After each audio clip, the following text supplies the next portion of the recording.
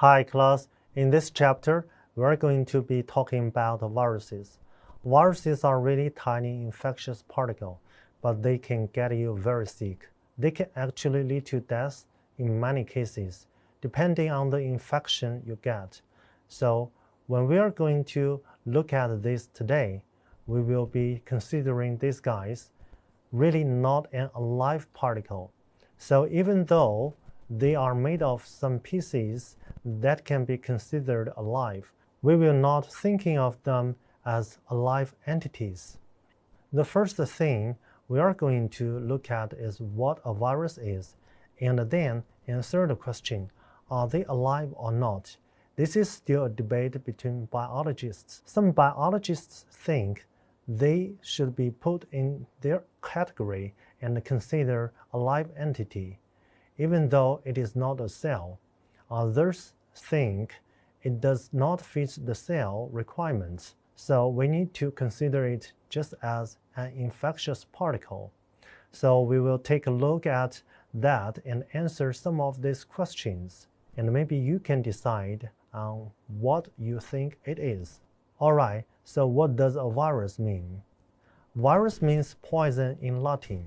Furthermore, it was first used in the 1300s to describe things that killed people. We call that a virus, and that is where this name came from. We did not know what these things were until we understood any microbiology. Then, Louis Pasteur postulated that rabies was caused by a virus back in 1884, and he saw that it was not a bacterial agent. However, it had to be even smaller. Some poison that infect people's brain and caused this to occur. And then Ivanovsky and Bejrink showed a virus that affected tobacco plant, a tiny particle that got tobacco plant changed, diseased, and died. Finally, during the time the 1950s, technologies were evolved so that we could understand what a virus is. They had a shape, size, and structure. That is what we are looking at today. So biology is multiple-faceted discipline. We look at these viruses as a non-cellular particle that has a definite size, shape, and chemical composition. And also we'll take a look at this in this chapter and what it is. Alright, if we look at viruses and where they fit in the grand scheme of things, you really cannot put them in a classification. So they really don't fit into the 5-kingdom system and the 3 domains. They are just kind of put off to the side, and they really don't fit into a category.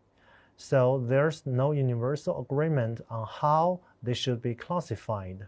Again, they are probably the most abundant microbes on Earth because they are so small. Moreover, every organism, including bacteria, plants, and animals, is associated with it.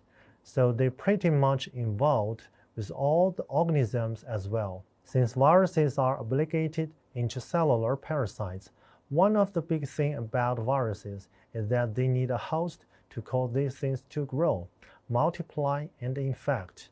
So they have to get inside their cells and change the cells to do the virus bidding. Once it does, that makes new viruses.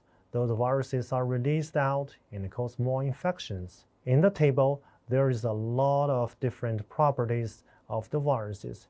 We will talk about some of these. One big thing is that it has nucleic acid on the inside. It is a straightforward structure. They have protein and nucleic acid. On the inside, it has DNA or RNA, and that is how we classify these things, either DNA viruses or RNA viruses. And then from here, we break down further. So again, we will talk a lot about these different things as we go along. So one of the first questions I asked you or posed to you, is a virus considered to be alive? Thus, let us go through and say why they are not considered to be alive. One of the reasons is that it is not a cell by definition. So when we came up with the term cell, a cell represents a structure with fossil lipid bilayer, DNA on the inside, cytoplasm, shape, and function that can do metabolism. The virus does not fall under those categories. There are some situations where viruses do have a membrane and other things like this, but they do not have all the entities that you need to be considered a cell, so it is not a cell by definition. The one big thing is that they do not have any metabolism. What that means is that they do not make their ATP. In order to get any metabolism, they have to infect a whole cell. What they basically do is that they float freely in the air and then land on certain cells. Furthermore, if the cell is a suitable cell to infect, they got inside and produce more viruses. So it is one of those things that if the virus finds the suitable cell or causes infection. However, if it doesn't, it does not do anything. Many times they get eaten up by the immune system or other things. Okay, another thing is no growth. If I put a bunch of viruses on the desk and leave them there, they will not grow. They do not have any metabolism. There is no way for them to make organic molecules, so there is no growth associated with them. And then the most significant thing is that they cannot reproduce. So the only time they can reproduce is when they get into cell. So again, they have to find suitable cells to infect. Once they get into the cell, they can start and reprogram them to make new viruses. That is the only time you see reproduction. Now, some people want to consider them to be alive, and this is their reason of argument for being alive. They are made of organic molecules. They have carbon and hydrogen, the two molecules that are made of proteins and DNA. All cells have proteins and DNA, so why aren't they considered alive? So that is an argument for being alive. The second thing is that they have DNA or RNA. That is blueprint of life. While viruses have DNA or RNA, why aren't they considered alive? So that is another argument. The third thing that many people get on board with this is that they have some purpose or life cycle. That purpose is to get into host cells, to take them over and produce new viruses. Moreover, what biologists boils down to is passing your genes on to the next generation. If you can do that, you are considered a thriving organism. So viruses get in, they make new viruses and pass their genes to the next generation. That would be considered a successful organism. That is biology, that is life. So that could put another argument. Other people say, well, they get in, they are there to get sick and cause problems. That is an issue and one of those things that throw it into being alive. So there are good points to both situations.